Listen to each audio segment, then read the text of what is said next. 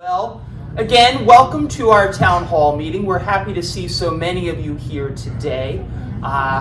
Good to see so many of you in masks as well. I appreciate that on behalf of everyone here in the Monroe Village bubble. Hopefully we won't need to keep them too much longer, but it is an important safety thing for all of us to be considering at this time. So thank you for that. All right, well, let's start by wishing one another a Happy New Year. We have made it through 2021, and we are into 2022. Wahoo, right? And I do believe we are continuing to move in a positive direction in so many ways. I know that the last few weeks or month may have felt like we collectively, not just here at Monroe Village, but everyone, everywhere, have taken a little slide backwards on the COVID front in particular. But that's just a little slide backwards. Sometimes it's, 2 steps forward, 1 step back, right? But the progress is forward, and I think we are continuing to move forward in so many ways here at Monroe Village, and that's going to continue as we go into the new year. So Happy New Year to all of you, to your loved ones, and best wishes for a wonderful, wonderful year to come. Amen. Amen is right. Absolutely. So with that, we've moved on to the hazing portion of our show. We are going to bring up to the podium, I know we have talked about Ed before, but I wanted to formally introduce to all of you Ed Petrowski. Ed is our new Director of Clinical Services. Ed has been with us for about, 6, 7 weeks now, Ed? 7 weeks? That's close to Something like that. 6, 7 weeks. And Ed is responsible for all of the clinical services and operations here at Monroe Village. So that includes the clinic, that includes the personal care services, and that also includes the nursing functions in our assisted living neighborhood.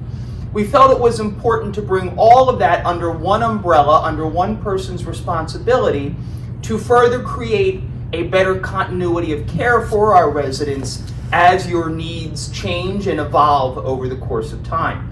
So with that, I'm going to invite Ed to come up to the podium. We can give him a proper round of applause and let him say a few things about himself.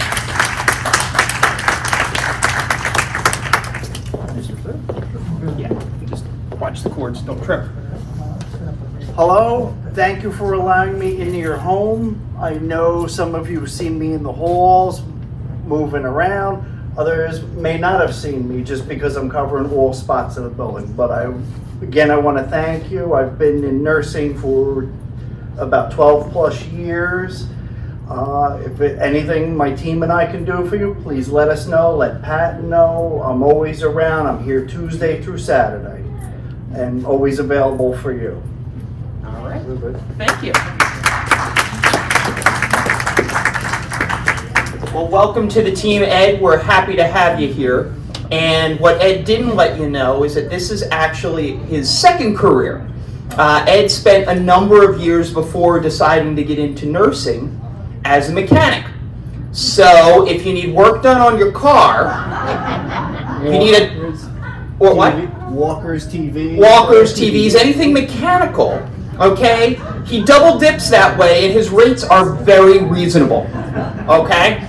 So Ed, seriously, welcome. We're happy to have you here. I think you bring us truly a wealth of knowledge and experience that is going to serve our residents and serve our community well. So thank you.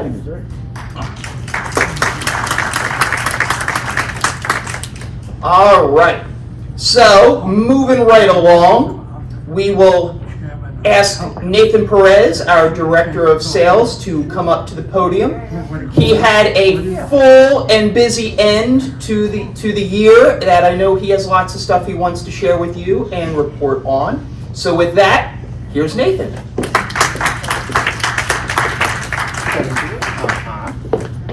Thank you, everybody. Happy New Year. Happy New Year. See what I'm talking about. Oh, yes. So we'll do a 2021 recap. So in terms of sales for 2021, we had a goal of 50. Yes, the results, that is correct. We had 56 sales last year, which is a stellar year. Even in a normal time period, 50 is pretty aggressive, but to hit 56 sales, that's kind of insane. So we're a little tired, but that's fine. Nothing that coffee can't shake off. Closings, we had a goal of 47, 3 shy of that. We did hit 44 closings or move-ins last year, all right? So that is a really, really bang-up year. I'm really, really happy with it. The team is excited, jazzed up. Thank you all for your support, and obviously housekeeping, dining, maintenance, every bit of operations has helped us get to those goals. So everybody should be proud of that all around. Some highlights from 2021. A little bit of this is extracted from our marketing plan, which we usually will put together around October, November of each year. So some highlights I wanted to share with folks. The average age upon move-in has been brought down. It was pretty statistically, pretty reliably high here for a long time. That has a lot to do with where we are in the 55 and over market, right? A lot of folks kind of wait maybe a little too long in the 55 and over communities in the area before they move to us. That does drive that up higher than we see in some other traditional life plan community demographics. But the good news is we are starting to drive that down, all right? The percentage of move-ins that are 75 and younger has overtaken the percentage of move-ins that were 90 plus. Basically what we're seeing is that the numbers have now flipped. Whereas before we might have had 15 to 20% of folks moving in after they were 90, now we're seeing 15 to 20% of our move-ins be in that 75 and younger demographic. And more to come. A lot of our depositors that are moving in this year are in their 60s and 70s. So you're gonna see some young folks running around here. And you already do in this room. Younger residents are in their 60s for the third year in a row. That basically means that we are consistently seeing some 60-year-olds moving into the community for the past 3 years, right? It wasn't just a blip where a 65-year-old moved in and then we didn't keep that traction going. We've seen 65, 68, 63 for the past few years be the youngest demographic moving in. So that is really good. And we are built or are finishing building 2 additional Yardley 2-bedroom with dens. Those are those larger units that are in the 1,400 square foot demographic, and that is continuing to be attractive to folks out there. So moving forward, in terms of this month, we have 2 closings or 2 move-ins already closed, and then we have 2 more additionally scheduled. So far for the first quarter, we have 7 move-ins already coming in on the books, all right? And that will get added to as we continue to sell folks this month and February that will be moving in within a 30 to 60 day period. So it is a strong quarter already for us. That is encouraging. We have already sent out a direct mail piece to highlight an open house, kind of a casual event that we hold in this room here with the club room in the back there. You guys have probably seen us in here a couple times. It's kind of our new event that works really well for us. It's very casual. It's not a lot of heavy lifting for dining, given the shortage of staff that we've been experiencing. So, and then we tour them through the community and show them the model apartments. So we had 75 RSVPs from that mailing piece, and about 30 of those were new inquiries. So we're continuing to see a good amount of folks raising their hand saying, hey, I want to learn more. And we have 3 sales pending for this month. Basically, we have 3 apartments on hold that folks are working on applications with or just reviewing the contract before they deposit. So we do expect at least 3 deposits this month. We got a lot. 2022, a little highlight of where we're going this year. We are going to be introducing another new unit this year. Another new apartment home. This is going to be a 3-bedroom. Or a 2-bedroom with den, depending on what folks want to make that 3rd room. It'll be the largest apartment that we have offering at this community. It's going to be about 1,600 square feet. Much like the 1,400 square foot unit Yardley, the 1,600 square foot range is pretty common in life plan communities. It's something that we have never had here before. So Jay, myself, and everybody else, we're really excited to be able to create the first one and see if we can pull some of that demographic that has just not been looking at us and overseeing us and going to our sister communities or competition in the area because we didn't have something to offer them. We are going to finalize and complete the last Manchester and Nottingham conversion. For those of you that have been here for a few years, that project is one where we are taking the small 1-bedroom called the Ashley, which some of you do live in. We had taken the locations where we had 3 of those in a row, demolitioned the whole spot, and created 2 new apartments, 1 Manchester, 1 Nottingham. and some of you are living in those Manchesters and Nottinghams now. So we are going to finish that conversion project. That's something we've been having going on for the past 3 to 5 years. Yeah. We're going to continue to target younger demographics through these, through our mailing lists, as well as through creating more and more larger apartments. And we're going to try to focus on enhancing some of the first impressions throughout the community as well, so that we just look the best when folks are coming through. Some ways you can help. I know I always plug this, but it definitely works. We sent out 3 referral credits just this morning to people that had referred their friends and ended up moving in. So how you can help, you can refer your friends to us. You know, mention all the good things that we do. I always say, no, we're not perfect, but if you tell them all the great things we do, then they're going to figure out what we don't do very well, you know, compared to what they're looking for.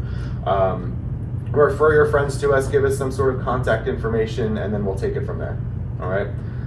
You can provide a testimonial for our website, any collateral pieces, or our social media. Along with testimonials, we would love you or your families to make recommendations online or do Google reviews for us. Without getting too much into the back end of our website and the way the World Wide Web works, the more referrals we have, the more positive referrals we have, the higher we will show up in search engines. So just the more good word that we can put out there, the more folks will find us when they search for us on Google. And then obviously take part in welcoming all of our new residents, join programs, just have a good time, and just doing that and living here in this community. When we tour folks through, they see that life and that energy, and they want to be a part of it. So just help us continue to do that. Thank you all for your help last year, and we're looking forward to having a great year. Thank you.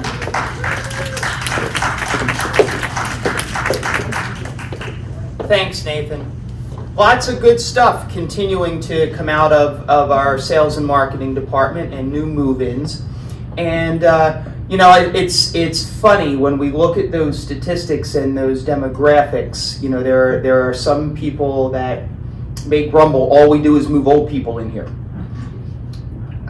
I guess old is relative, but you know, when you look at the statistics and the data that Nathan just shared with us, you know, we are continuing to see more and more, comparatively speaking, younger people moving in. And that's really a good thing. And let me explain why for a second. And those of you who are more tenured residents are ones who have taken advantage of this, literally. Not to sound morbid, but let's just call it what it is. The younger someone moves in, the greater the likelihood that they have a longer time living in our independent living neighborhood. Healthily, if healthily is a word, actively engaged, participating in different things, enjoying all that the Monroe Village lifestyle has to offer. And obviously, the younger someone moves in, statistically speaking, like I said, the longer they stay, and that helps to create a better community and grow our census.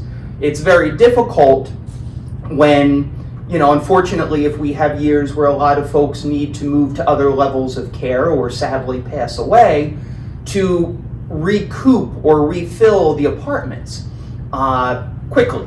So it's a good thing we're seeing younger people move in. It sort of becomes a self-fulfilling prophecy that way in terms of building our community, building our resident population, creating more folks who are active and engaged in doing things, and really creating a better community. So we're excited to see those numbers and those statistics. I think it's a really good thing for us.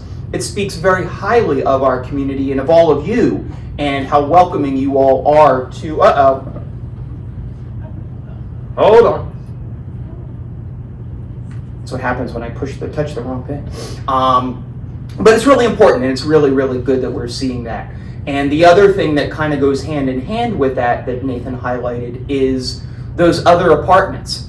It sounds kind of weird that people are looking for larger and larger apartments, relatively speaking, but that's exactly what is happening out there in the marketplace right now. So we need to adapt and change to that and make sure that we're able to offer what the current population or generation of folks looking at a community like ours want. And I'm really happy that we've been able to continue to do that. The Yardley Apartment that Nathan mentioned, we have 3 of them, 2 that are just about done of those 3, but right now we have 3 And I believe they're all already spoken for, or 2 are certainly spoken for, and the third one, somebody just is in contract review. So that tells you, because as I said, those Yardleys are not complete yet, that tells you just how eager folks are for that size an apartment. And I think the newer one, that 3-bedroom or 2-bedroom with den, is going to be equally popular, and we're excited about that. So, all right, enough about where things are going and why we're doing it and what it all means. Let's talk about the fun we're having here and now. And who is the guy who leads all the fun we have here and now? Steve Ween. 6477. So, without further ado, here's my friend Steve Ween to tell us about all the good things that are going on.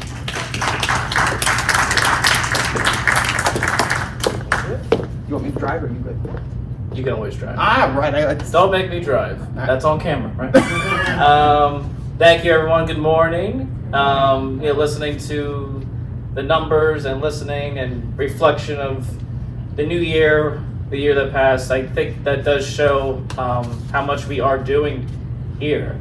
I've been here 10 years to serve the residents here in Monroe Village, and I want to thank you again. I think I mentioned that a little bit New Year's Eve. For all the new things we did do. And I think there are things that we can work upon, of course, tweak, but things that I think also went well. So looking forward to this year, and thank you. I try to anticipate. So, upcoming events. Now, we all did get a newsletter, so thank you to Ashley on her efforts on working on that newsletter. And if you looked at the newsletter, we do have some upcoming events on there too. So just another communication piece to see what's on the plan. Now things could subject to change, of course, but here's what we're looking for until the next town hall. So Tuesday, February 1st is Chinese New Year.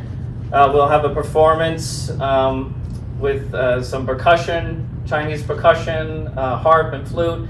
And thanks to Mike's effort and his team, we'll have like a Chinese dish as well. So we're having a nice time, and Spring Crown Foundation will also be supporting that event.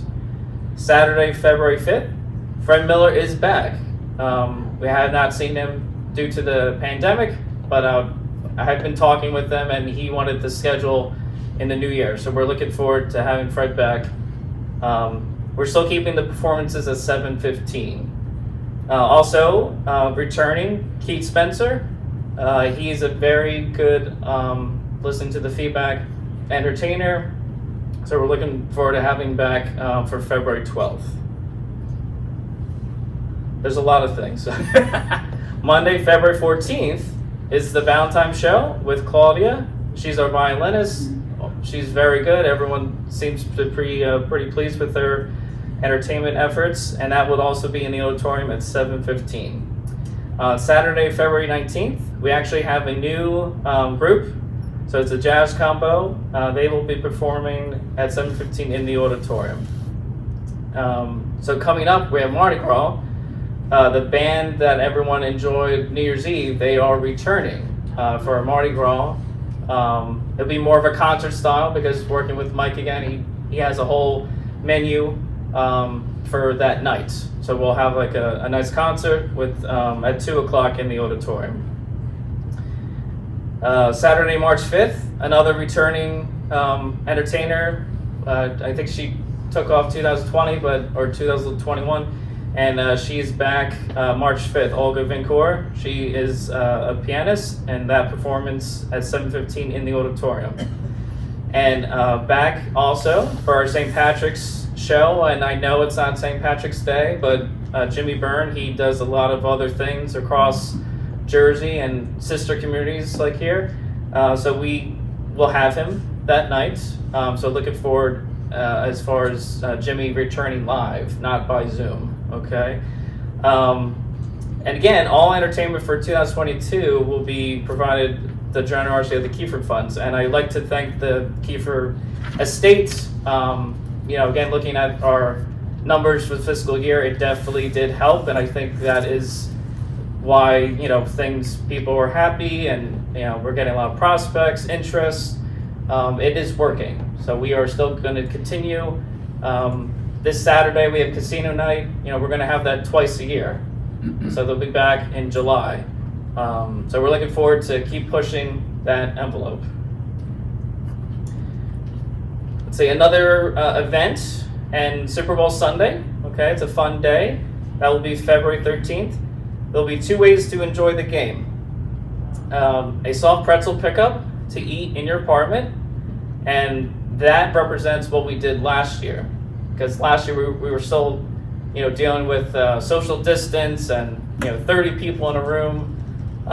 But people did take advantage when we did that. So I think it's a nice choice for people to make again. The other choice is the Super Bowl party by reservation only.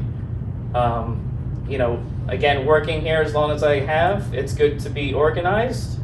I need to work with Mike's team. They need to know 2 weeks in advance of who's going to be coming. And, I don't like to waste food. So we're going to do as best as we can. So that's why some of the rules will be signed up between January 19th and January 27th in the Livewell Hub. That's near the Fireside Restaurant and my office for either option. So you pick one, and more details will come out for those who are picking up the pretzel. I will be here that day, and we'll have, again, reservation for people in the party. So more details about that as well. So looking forward to that. And again, thank you for everyone for, everyone's time and feedback. It's important to me and the Livewell team, and I'm only as strong as the team. So thank you to Cindy, Gina, Mike, Nathan, Joe, this guy over here, Stacy, and of course Ashley. And I think he just left, but Rob, he was our bartender for New Year's Eve. So I know everyone else's efforts. We did a lot for the holiday party. And a lot of people also stepped up, so I thank them too. And I think that's all I'm saying today, right? Unless you want to do... I think that's enough. I talk too much. You want to do the maintenance report? You can. She stands indisposed. All right. Thank you, Steve. A few things. One, I think we all can appreciate Steve and the crew for what they did for the New Year's Eve party. Very well organized. From the reservations and the tables to the entertainment and the drinks and the snacks and everything else. And I really want to, just make a note and thank all of you who attended the party for making those reservations and for understanding why that was important and how that led to a better event at the end. By having those reservations and having things organized and not having the mass entrance that we've sometimes had for other things, it created a better event and a better time for all. So I hope you all understand the method to the madness after seeing it work so well, and thanks to Steve and Ashley and the rest of the crew for organizing it that way, because I think that was really, really important. The other thing that I wanted to highlight coming out of our Live Well program is, and Steve mentioned this as well, I think you've probably by now seen the second edition of our new newsletter. Talk about a top-notch publication and something that looks really sharp and has some really, really good and useful information in it, and is yet another way to communicate all of the things that are going on around our campus. So look for it. I think we're doing it, like every other month-ish or something like that? Is that kind of the plan? Every quarter. All right, 4 times a year. So look for that coming out again in a couple of months, but I think it's got some really good stuff, and just as importantly, there's resident engagement, involvement, and participation in creation of that newsletter as well. So all good things, all good things. So with that, I don't have a good segue to maintenance, and I don't even have Stan to call in, because Stan unfortunately is stuck with a vendor right now on a maintenance issue. So he is unable to join us at the present time, but he does send his regrets and his well wishes for a Happy New Year to all. So with that, you're stuck with me reading his report. So a couple of things he wanted to highlight for all of us was some of the recent work that was done. You may have noticed we did some concrete work in parking lot 1 and parking lot 2.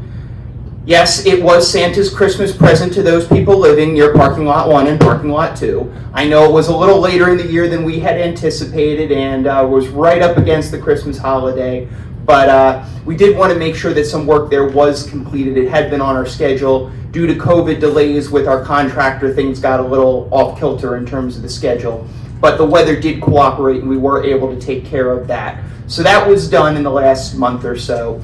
And then there was also some landscape work done, sort of corresponding to that Stan wanted to remind everybody about. You may have noticed they've continued with tree removal, dead trees or branches. Not all of them. I see Ann shaking her head. Not all of them. They're working their way around, but that continues. In addition to that, you may have noticed that there were some new plantings that had been done in various parking lot areas, and that there are now burlap, what I call burlap barricades, I don't know what else to call them, around those new plantings at the parking lot entrances into the building. And they were put up specifically to protect those new plantings during the winter months from both the wind as well as from the snow. So, and when you say from the snow, how's the burlap on a vertical stopping the snow falling down, right? What that is designed to do is when we do have snow and we do need to clear the walkways, that the snow does not get piled on those new plantings. It will keep the snow blowers and things like that from blowing snow onto those new plantings, so they'll push the snow out, and that'll protect that tender vegetation so that we hopefully are in good shape come springtime. So that's sort of a preview, or it's a look back on what we've done just recently and kind of a preview on what you're still going to see when the spring weather arrives. Now, before we get to the spring weather, we need to talk about snow one more time. I know we talked about it a few months ago, but given that we might, I don't even want to say it out loud, might see some winter weather Sunday into Monday, we thought it was a good reason to remind everybody of how snow removal works around Monroe Village. And this is a joint effort that both Stan and Rob Shepard oversee together, and they work with our outside contractors to make sure that our campus is safe and well treated during the snow event. So we just wanted to remind everybody, the first priority when it's snowing during the storm is to keep David Brainerd Drive, which is the road in from Half Acre Road, right? And the main entrances, so the area at the Porte Cochere here at the Concierge at Monroe Village, the circle at Assisted Living, and the main entrance at Village Point clear, as well as the loading dock areas, so that way supplies can get in and out. We don't worry as much initially about the rest of Perimeter Road or the parking lots. We keep the main roads of travel clear during the first parts of the snow event. That is our highest priority, because if we have an emergency, we want to make sure we can get people and things in and out of the building, okay? How does that impact all of you? We make sure it gets cleared, priority one, and then as the snowstorm ends or winds down, depending upon how big of an event it is, then we move on to those other areas like the parking lots and Perimeter Road and the other things of that sort. So if we have a minor, what we call a minor snow event, see, I'm touching that wire again. I gotta not lean that way. If we have a minor snow event, which we consider to be about 3 inches or less, residents can request, if you want, to have your car cleaned off by our staff. However, when it's a minor snow event, there is a charge for that, and it's $18 to have your car cleared off during those minor snow events. But if we have a major snowstorm, which we determine or define as 4 inches or more, we're going to clear off your cars for you free of charge. And those of you who have been around, at least for the last couple years, know this is the way that our process works. When we have a larger snowstorm, what we do is we collect the keys. All right, they're collected at the concierge desk, and we separate them out by parking lot. Okay. When the storm is over, not during the storm, but when the storm is over, we then kind of go out en masse from parking lot to parking lot and clear off the cars one parking lot at a time. We work in combination with our snow contractor to clear the cars, move the cars, clear the roadway, clear the parking lot area to make it safe for everyone. And then once all of that is done, we get through everything, your car keys are returned to you. I don't know whether we're going to be in that boat this weekend. The latest forecast seems to indicate that it might be more rain than snow, which is what we're hoping for. But I thought it was important, and Stan wanted to make sure that everybody was aware this is how the process works, just as a reminder to everyone, since there is the threat of snow this weekend. So with that, that concludes Stan's report. And like I said, he sends his regrets. He got tied up with a generator contractor, to be honest. Why is he worried about the generator? Well, they are talking about some high winds this weekend too, and he wanted to have it tweaked and checked over by the generator contractor just to make sure we're safe in the event of any high winds and power outages this weekend. So moving from power outages and snowstorms to making sure our bellies are full. And I didn't have a better segue. I'm not having a good segue day today. But anyway, no, I'm really not, am I, Mike? I got nothing. So we want to bring you up to date, as we do every month, on our dining services efforts. And the fellow who leads the dining services team is Mike Werzbowski. He's our director of dining services. And he is the one, and I do think I mentioned this at last month's town hall meeting, but I think it bears mentioning again. You all received cookies as part of our holiday gift. There were over 3,000 cookies baked. Do you know who baked all 3,000 of those cookies? Mike Werzbowski. So I think he deserves a round of applause just for the cookie baking effort. Thank you, Mike. You're welcome. You driving? I'm driving. Okay.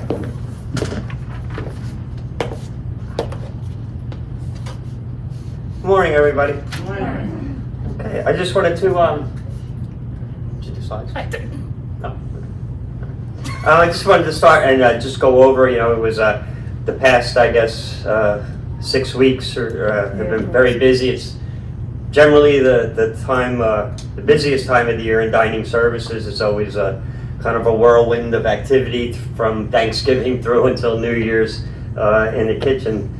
And I'm happy that we were able to have our holidays kind of back to normal, with giving everybody the ability to dine in and in the restaurants for Thanksgiving and Christmas Day and on New Year's Day. I know everybody, we had some fun over the holidays as well, with the concerts and the holiday party that we had back on December 8th.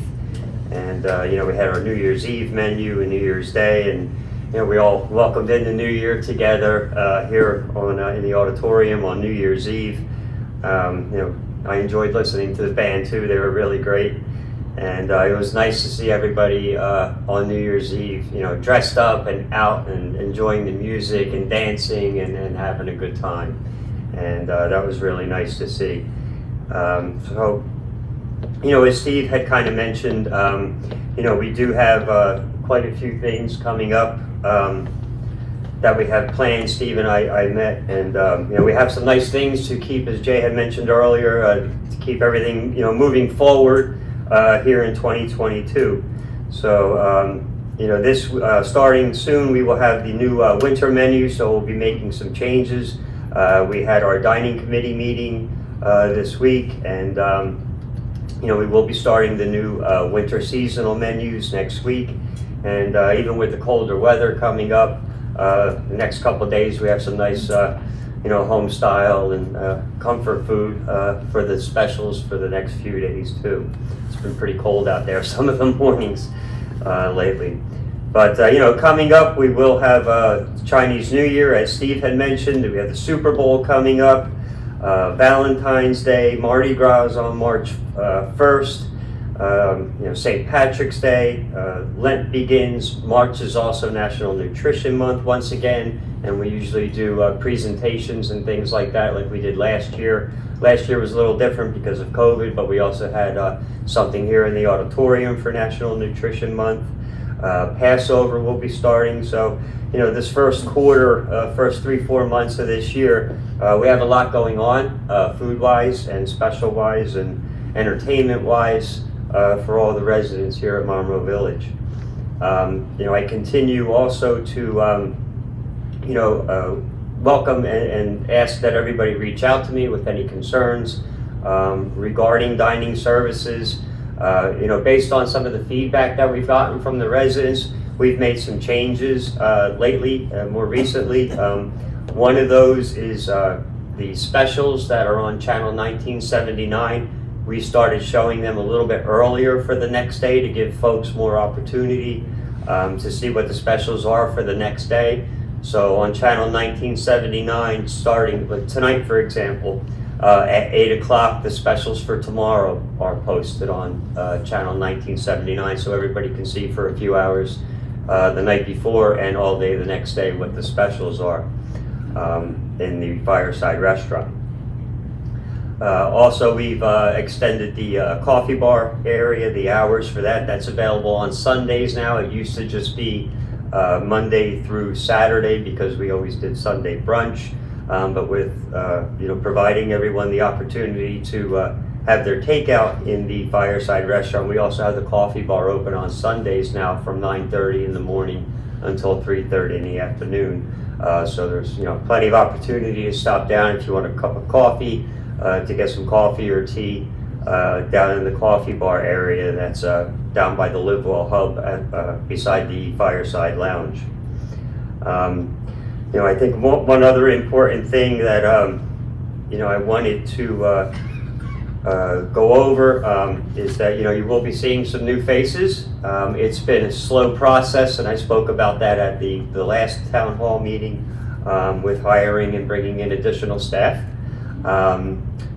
In our hiring process right now, we have a new full-time sous chef that we've hired. I have 2 servers who are working on getting their working papers completed and are part of the hiring process. And as soon as I walk out the door here, I have another interviewee waiting for me outside here in the hallway for an interview for another full-time server position. So we have been making some progress, even though over the holiday time it's not the greatest time to recruit or look for a job. But we have made some progress. I've worked with and continuing to work with our coordinator at the Monroe Township Schools, who has referred a majority of our staff to us, and I'm happy that our new staff members are doing really good.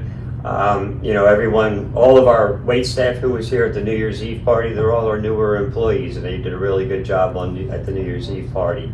And they stepped up and helped us out last minute so that we could make that night a success for everyone too. So I'm very happy with the progress that we've made, and we have to keep that ball rolling in 2022 in order to restore full operations in the dining department. I'm working as quickly and as hard as I can to make that happen, and we're trying everything that we possibly can to get us back to normal. So that's our goal, and while I'm working on that, I still want to keep things going with all the events and all the entertainment and functions that Steve and I have worked together and we have planned coming up in the next few months.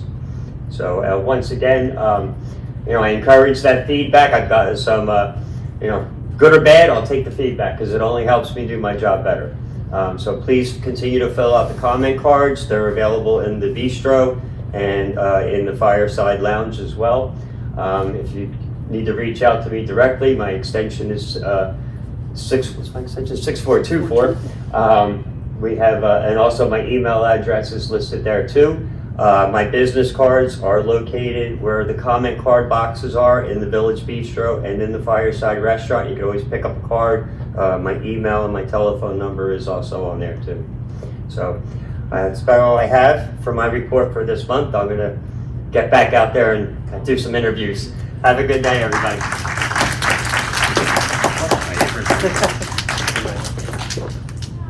Thank you, Mike. So yeah, we're continuing slowly but surely to hopefully be making progress with our staffing in the dining services department. I touched that thing and I screw it all up. So it's a long slog right now in terms of staffing, and I know I've said this a couple times before, but we're doing everything we can. And if any of you have been out and about or talked to your friends or your family who get out and about, there are staffing challenges everywhere. I've talked about diners before because it's one that continuously boggles my mind. Have you ever known a diner not to be open at 7 or 8 o'clock in the morning? No, right? Diners live and breathe on being open early in the morning. There's a diner I drive past every morning that I go past probably about 7:15 or so, a time you think it'd be really hopping. Dark. They don't open until like 8 or 9 o'clock because they don't have the staff. And then I drive past that same diner on my way home. 6:30, 7:30, 7, I don't know, something like that, later in the evening. But again, dinner time. Again, you would think a diner would be hopping at dinner time. And several nights a week, they're dark. They just don't have the staff to be open. So it's a challenge everywhere. It's a challenge everywhere. And we're continuing to battle through it and make sure that we are being as thoughtful as we can and hiring new staff and getting them in as quickly as we can. But we also need to make sure that we are being fiscally and financially conscious and responsible as well.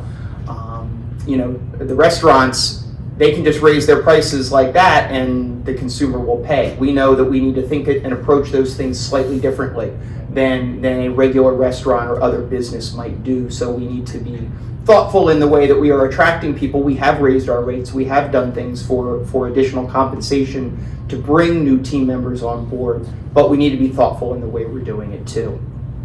So hopefully, as Mike said, we're starting to see the ball rolling, albeit slowly. But as we do bring new people on board, like Mike said, we will start baby steps back toward reopening different things.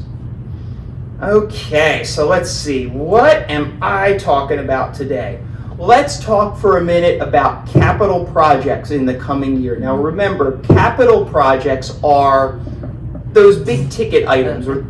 See, I move this and this just doesn't like it that way. Maybe if I do that. There we go. Okay, that way if I move the microphone, I won't screw up the page, hopefully. So they're capital items. They're the big ticket items. They're the things that I always talk about as a homeowner, the things you kind of save up for or the things you plan for. Replacing a roof, changing out your water heater, that kind of stuff. So what are we looking to do in 2022 that are those big ticket items? We're going to continue, and I put this on there every year because it's a multi-year project and it's important to note, replacement of the apartment heating and air conditioning systems. That continues to go as we turn over apartments. For new apartments, it also continues as we have issues with individual heaters or air conditioners. We have a stockpile of new units and we just swap them in. So we continue to work through that area by area.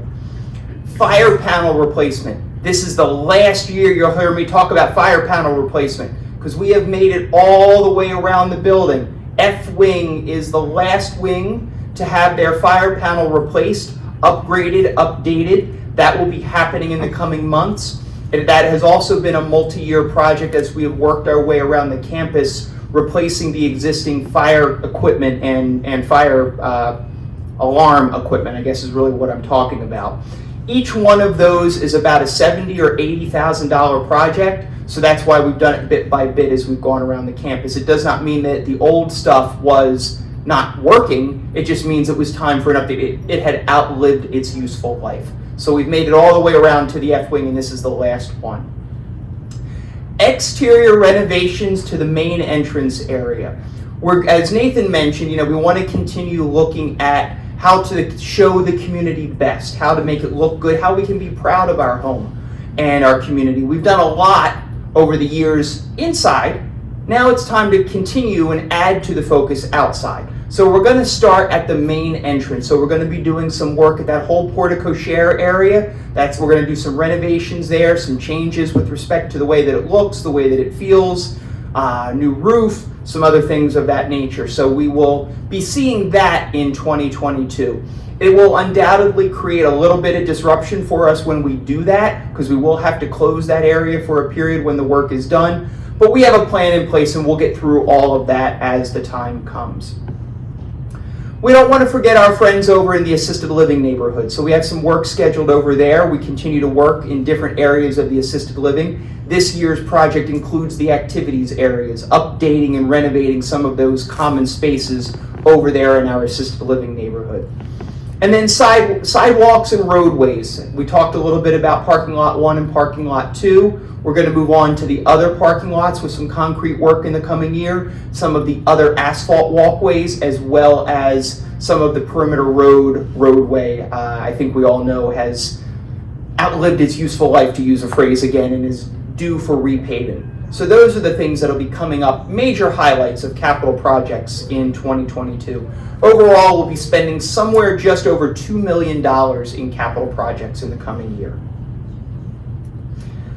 All right, so let's talk about COVID-19.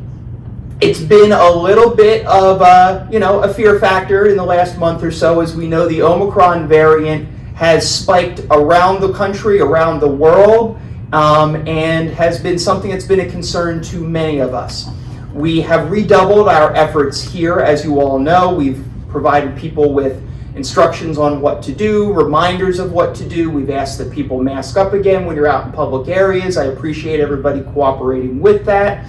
And one of the other things we did was to hold a voluntary COVID-19 test option for residents this past Wednesday. We had 108 independent living residents who were tested on Wednesday, January 12th. So that's about 50% of our IL residents, which is a pretty good turnout. So we have 2 IL residents who turned up positive as a result of that testing. So that's roughly what you would consider to be, let's just make the math easy, let's call it a 2% positivity rate. In the general population in Middlesex County, right now the positivity rate is between 35 and 40%. So that means that between 35 and 40% of the people in Middlesex County who are being tested for COVID are testing positive. We had 2. Pretty good.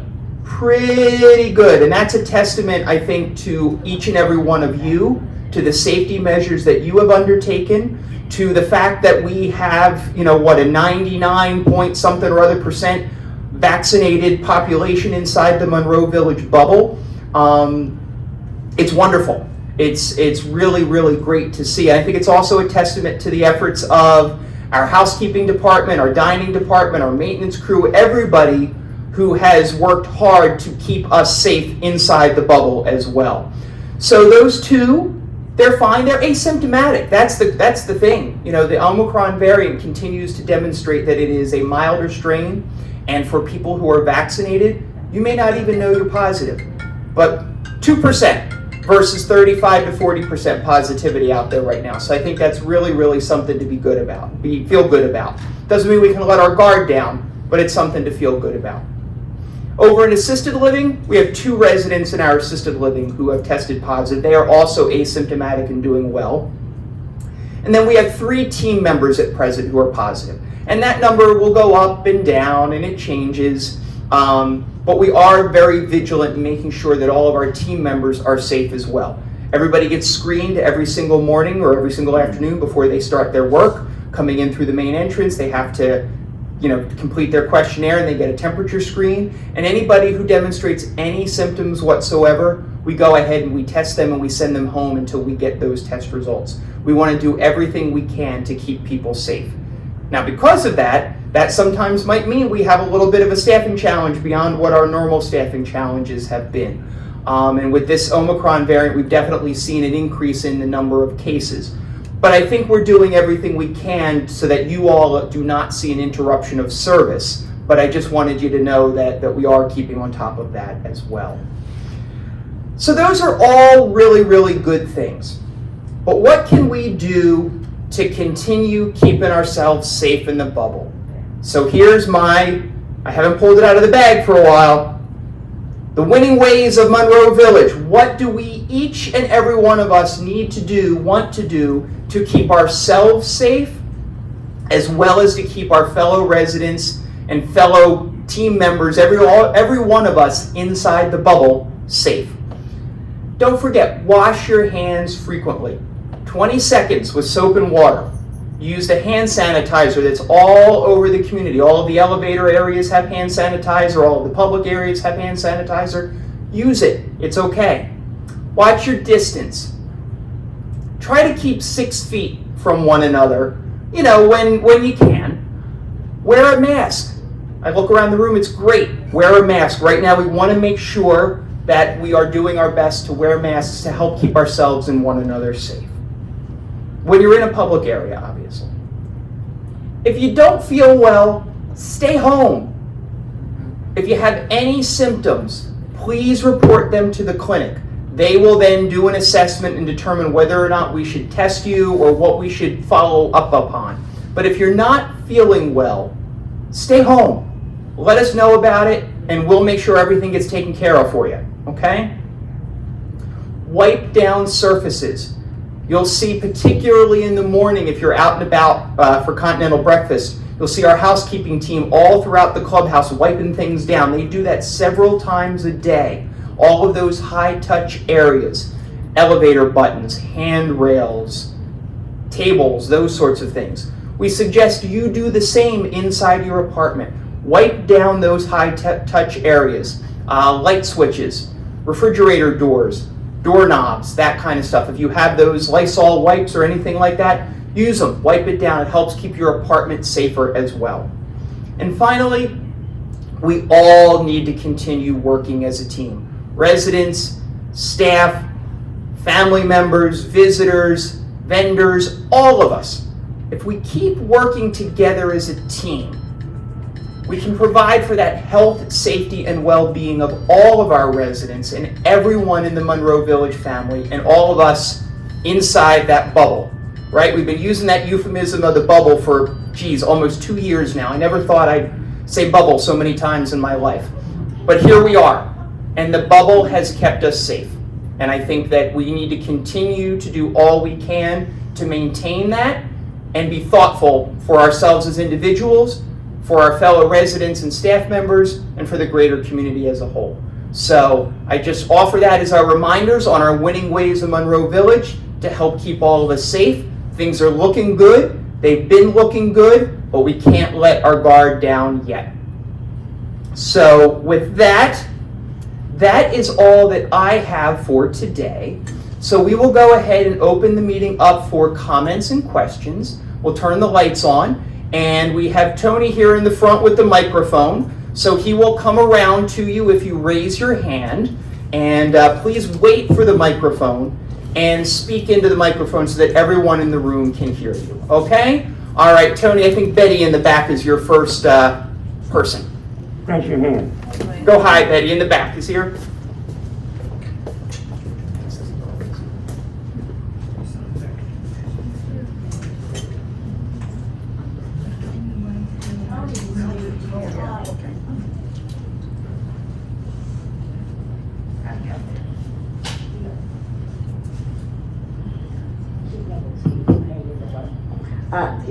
Just a brief question. Sure. Would you please review the protocol for being quarantined? There has been a lot of confusion coming from the government. Who is eligible for a 5-day quarantine? Who is eligible for 10-day? And who is eligible for 14-day? And last but not least, what does it take to get out of what I call our incarceration? Thank you. Well, Betty, we are following the guidance of the CDC with respect to our independent living population and with respect to the other areas of the community as well. But with specific respect to our independent living population, the rules that are being followed are that of the general population, okay? If you are exposed to someone else who has COVID-19 and you are fully vaccinated and boosted, as long as you are asymptomatic, the rules right now are that you do not need to quarantine. if you have been exposed, fully vaccinated, including the booster. Asymptomatic. If you start to develop symptoms, you should quarantine immediately and you should let us know about it. Okay? If someone has tested positive for COVID, regardless of vaccination status, if you've tested positive, you need to isolate for 5 days, and we need to assess after the 5 days where you are from a symptom standpoint. If you are asymptomatic or your symptoms are resolving, what the CDC suggests at this point is that you can come out of that isolation, but you need to be fully masked for an additional 5 days. So that's sort of the rule of thumb that we are following right now.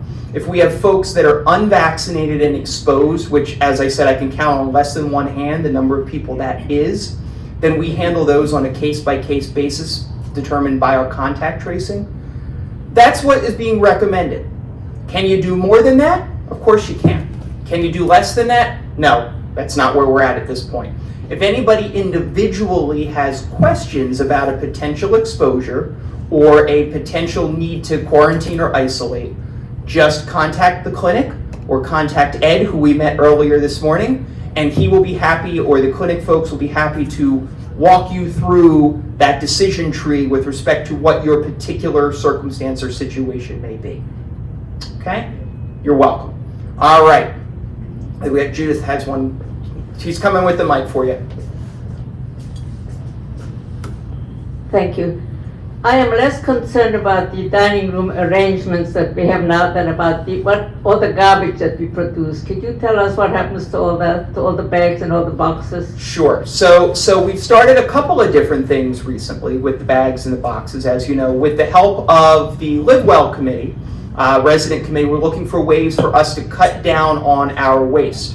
So before the holidays, we went ahead and we distributed out, I believe just about everybody's gotten one at this point, a reusable insulated bag that you can come down to pick up your meal with and take it back to your apartment. We then are able to recycle the plastic and the cardboard boxes that the meals are originally distributed in. Some of them can then be reused, and some of them cannot. Those that cannot immediately get recycled into our recycling bin. Those that can be reused are reused.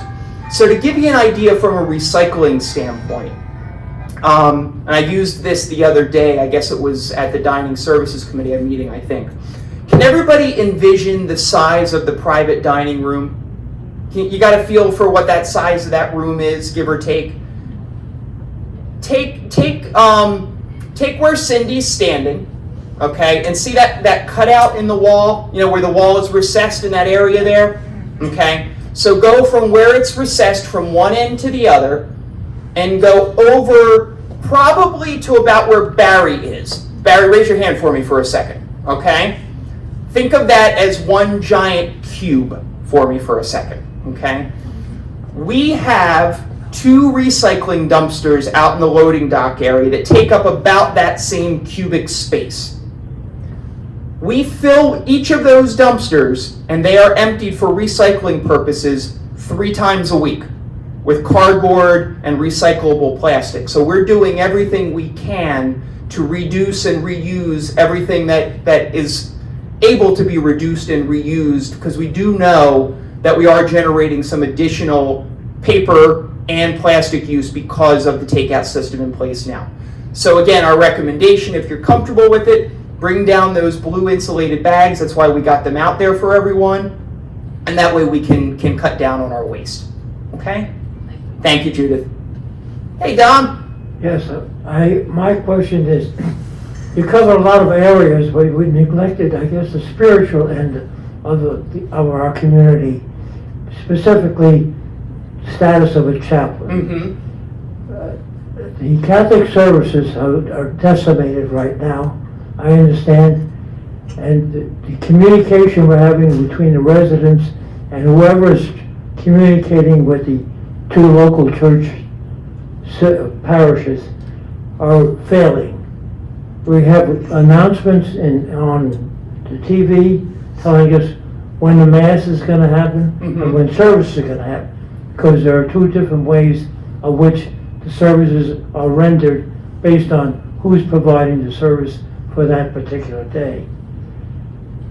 The last Sunday, the first Sunday of the month, normally the priest comes and we set up specifically for his conducting the services of the Mass. We did that and nobody showed up. We weren't informed. The TV said the Masses were going to be held at 10:30. We set up, people came in and sat down, waited, 10:30, 20 to 10, 20 to 11, nobody showed up. I made a phone call to one of the Eucharistic ministers, and she said, I think everything was canceled. I said, well, it would have been nice if we were notified. I talked to Steve about it. Of course, Steve was out. But my question is there somebody else who can do a backup on announcements on the TV? If he's the only one that makes the adjustments on TV announcements, do we have a backup system? Yeah. Like an ABC plan? Yeah. And right now, the only thing we found out just recently was the fact that they're canceling the Masses for the whole month. Now, I am officially resigning taking care of this thing because it's just overwhelming. I don't like working in the dark, and I feel that I'm short-circuiting people here, relying on me to do the service, and I can't do it because I'm not getting it back up. So I'm quitting it. The point that I'm trying to make is that we're at the status of a chaplain who can satisfy our spiritual needs, not only the Catholic, but the Christians and the Jews and whoever else is in our community. Yep. Yep. What's the status of this? So let me talk about that a little bit in a couple of different ways, Dominic. First off, we're seeing with the rise in COVID cases over the last month, several of our local houses of worship have pulled back from the services they were providing here on our campus. We're hoping that's only temporary.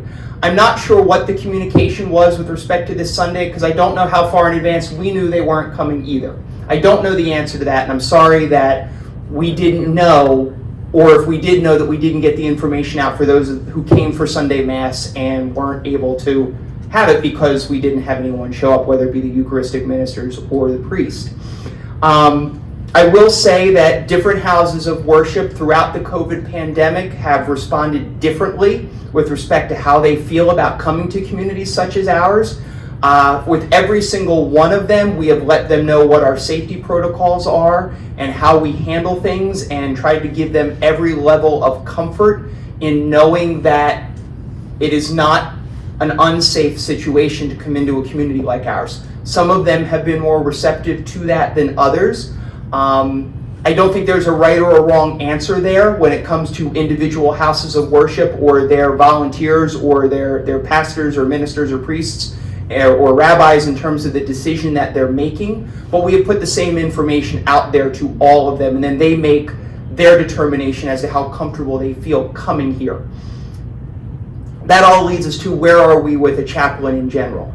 And yes, we did hit the pause button on a chaplain because given the COVID situation, we were struggling to find someone. We have some thoughts, we have some plans, and as we go into the new year, I think we'll have some information to announce on that sooner rather than later. So I ask for your patience on that, and we do understand it's important and are going to continue to work on it. Hopefully, as we come out of this situation with COVID, I'll put it that way, we can redouble our efforts in the spiritual area as well.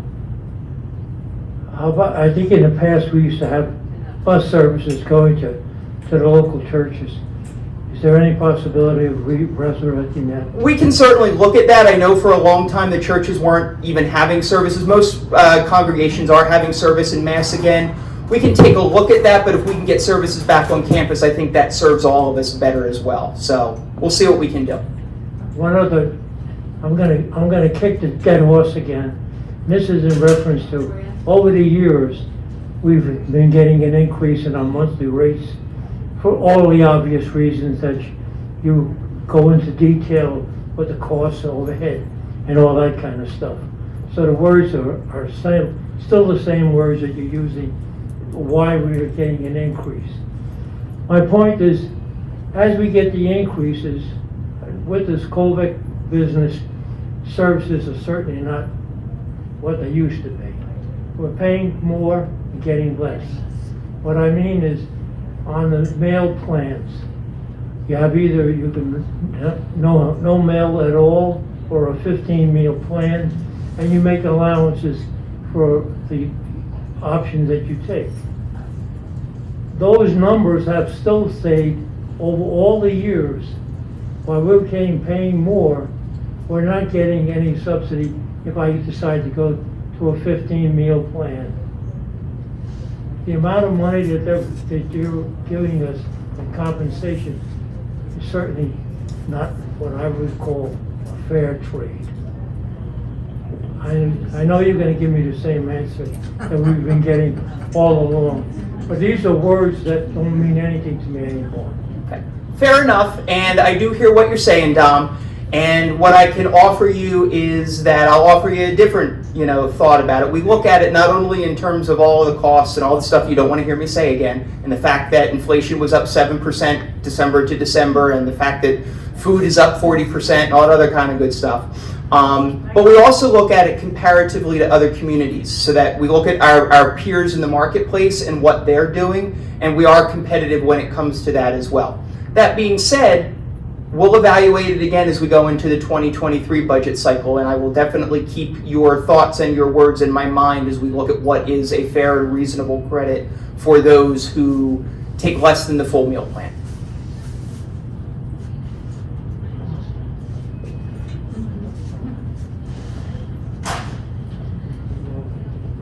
Hi, Ann. Hi, Jay. My question is about the lighting. The lighting in the courtyard, or also by the pond, they're out at night. And I'm not going to take a walk out there, but some people do like to walk outside, and there's no light. Okay, so Ann, we've talked about this before. Some of it is a lighting issue, some of it is a wiring issue. And I guess what I'd ask, since it seems like it's not getting resolved to your satisfaction, is I need you and I to take a walk so you can show me exactly what lights are out at night so we can work on that for you. Absolutely. So you let me know. I'll also show you the leaves that were not, the leaves were not picked up in Courtyard BC. Okay. And I did ask about it, and it seems the landscapers just ignore it. Okay, so as I said, you and I can take a walk and you can show me those things. We'll see what we can do. Okay? All right, thanks.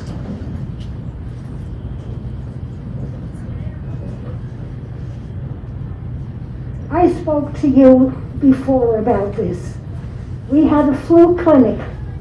They were supposed to come with pneumonia shots. They forgot them. Haven't heard anything yet. We are still working with our provider to get that resolved. We have a list of the residents like yourself who are still looking for the pneumonia shot, and as soon as we have something, we'll share it with you, Mr. Rubin, okay? I didn't catch your question. The question was about the availability of the pneumonia shot for those who want it. Other comments or questions? Here, I think Millie in the front has one for you, Tony. All the way in the front row.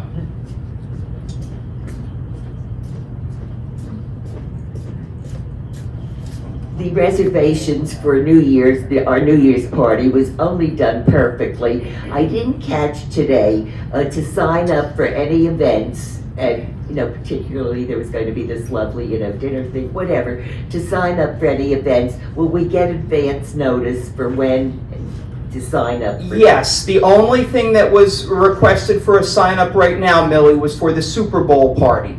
And that sign up starts, I believe, on the 19th of January down in the Lidwell hub. Oh, so we do have to go down to the Lidwell? Yes, only for the Super Bowl party. The other things were not, only reservation, you'll know if it's by reservation. As Steve said, that's for the Super Bowl party. Okay, so now when do we sign up for that, on the 19th? Starting the 19th, and that's whether you want to go to the party or you'd like to have a soft pretzel for yourself to eat in your apartment during the game. Okay, thank you. Of course.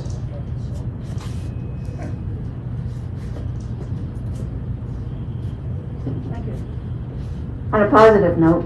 Hey, Julie. I like positivity. The New Year's Eve party was excellent. It was our first New Year's Eve party year, and it really couldn't have been better. It was really a lot of fun. So thank you very much for everybody who worked so hard to make it that way. Thank you. Absolutely. You know, we know that there are certain things we're not able to do right now for a variety of reasons, whether it be COVID related, whether it be, you know, the great resignation related as it's being called out there. We know there are things that we normally do, things we normally want to do, things we normally want to offer that we can't right now, that are beyond our control. So we're trying to make up for it as best we can and in as many ways as we can. And yes, we always have a New Year's party, so I don't want to make it sound like, oh, we had a New Year's party and that was special, but we put some extra effort and emphasis into those things. We're trying to add more events, more things that we can do. When we know we can't do certain things we want, we're trying to balance the scales in other ways. So the New Year's party and the effort that was put into it was one of those small ways we tried to do that. So thank you for recognizing that. I know the team really appreciates that. Other comments or questions? Looks like we've got one more here, Tony.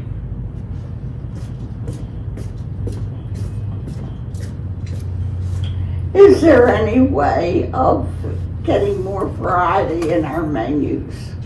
Well, I think that's really, the question was about variety in the menus, and I think that's really something the Dining Services Committee works very hard on. As you'll see, the winter menus come out, I believe, next week, and that means that the regular menu, if you will, the menu items, entree items every night will change for the new standard, and then all of the sides and all of the desserts will change. And then there's the specials that change every single night. They will continue to change every single night. And as we've been doing with the menus, the seasonal menus now for I guess over a year, we change the menu every season. So we have 4 seasons, we have 4 seasonal menus. But within each of those seasons, based on the feedback from the residents, we then make adjustments within the season. And that might be to what some of the standard entrees are. It certainly is with respect to what some of the sides are, and usually is also with respect to what some of the desserts are. So really, we end up changing the standard menu once a season with 2 tweaks inside each season, so 3 tweaks a season, as well as the specials changing every single night. So we're continuing to do that. So if there are certain things you'd like to see, as Mike suggested, please use those comment cards. Please let us know about it. We do discuss it at the Dining Services Committee, and we can continue to tweak and add and change things as people request.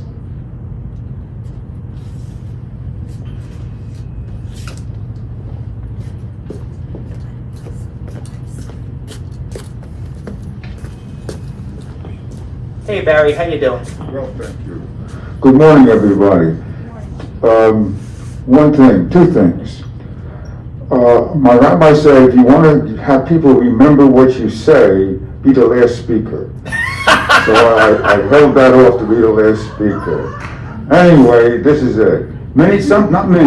Several people have approached me and asked me about the telephone service. I appreciate it. It's free and it works very well. However, we have sometimes problems with, pardon? Go ahead, Barry. If we can get caller ID on there, that would be a wonderful thing. If it costs more money, if we know how much it was, we would discuss it at the Residents Association, which by the way is this Tuesday at 7 p.m. That's my second thing. And I haven't heard anything about telephones since I've been here coming from yourself. So I'd appreciate anything you could share with us today. Sure. So what we need to remember is that our telephone system is not like telephone service in your home. It has to go through a network, for lack of a better term. And sometimes that means there are limits in what can and can't be done without significant expense with regard to upgrading the technology, upgrading the equipment, and changing out the functionality of the entire process. I can certainly raise the issue with our IT folks, and we can have a discussion about it. I can tell you that it's not easily achieved in a telephone system, and it's not something that will not come without cost. So we can ask the question. That's all we can do, right? Right. Absolutely. Fair enough. Thank you. Uh-huh.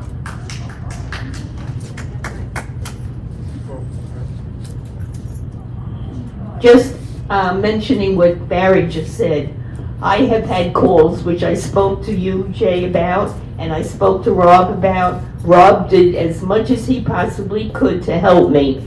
This lady was calling me constantly, 3 in the morning, 4 in the morning, during the day.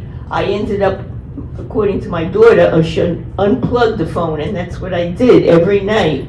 However, I don't know if it was your magic or something worked, but she is no longer calling me during the night, and I keep the phone plugged in. But if we had caller ID, I could have found out much more quickly. But whatever happened, I thank the Lord.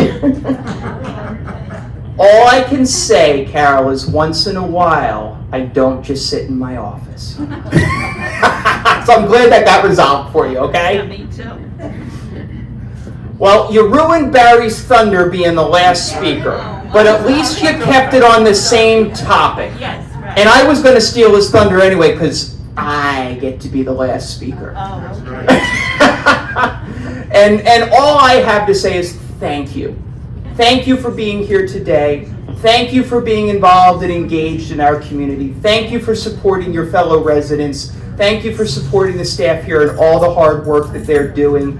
And let's do everything we can to continue to have a good time, to continue to have fun, to continue to be involved and engaged, and to continue to keep one another safe. Thank you so much, everybody. Have a great day.